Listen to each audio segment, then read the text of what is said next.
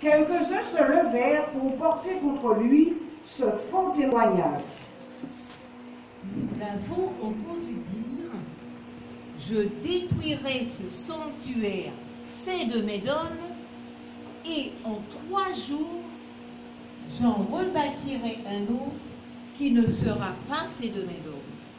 Et même sur ce point, leur témoignage n'était pas concordant. Alors, s'étant levé, le grand prêtre, devant tous, interrogea Jésus. Tu ne réponds rien.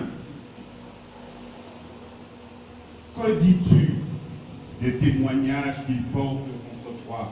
Mais lui gardait le silence et ne répondait rien. Le grand prêtre l'interrogea de nouveau. Es-tu le Christ, le Fils du Dieu divin? Jésus lui dit: Je le suis. Et vous verrez le Fils de l'homme siéger à la droite du Tout-Puissant et venir parmi les nuées du ciel. Alors, le grand prêtre déchire ses vêtements et dit: Pourquoi faut-il encore des témoins?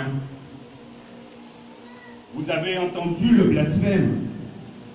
Qu'en pensez-vous? Tous prononcèrent qu'il méritait la mort. Quelques-uns se mirent à cracher sur lui, couvrir son visage de voile. Pierre le nia. Je ne sais pas. Je ne comprends pas de quoi tu parles. Puis il sortit dans le vestibule au dehors. Alors, un coq chanta. La servante, ayant vu Pierre, se mit de nouveau à dire à ceux qui se trouvaient là: celui-ci est un des leurs. De nouveau, Pierre le niait. Peu après, ceux qui se trouvaient là lui disaient à leur tour: sûrement, tu es l'un d'entre eux. D'ailleurs, tu es galiléen. Alors il se mit à protester violemment et à jurer. Je ne connais pas cet homme dont vous parlez. Et aussitôt, pour la seconde fois, un coq chanta.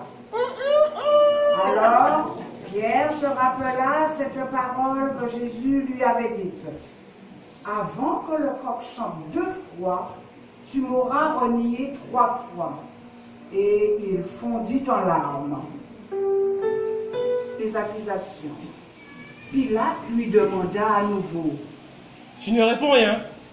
Vois toutes les accusations qui portent contre toi. Mais Jésus ne répondit plus rien, si bien que Pilate fut étonné. À chaque fête, il leur relâchait un prisonnier, celui qu'il demandait. Or, il y avait en prison un dénommé Barabbas, arrêté avec des émeutiers pour un meurtre qu'ils avaient commis lors de l'émeute. La foule monta donc chez Pilate et se mit à demander ce qu'il leur accordait d'habitude. Pilate leur répondit: voulez-vous que je vous relâche le roi des Juifs? Il se rendait bien compte que c'était par jalousie que les grands prêtres l'avaient livré.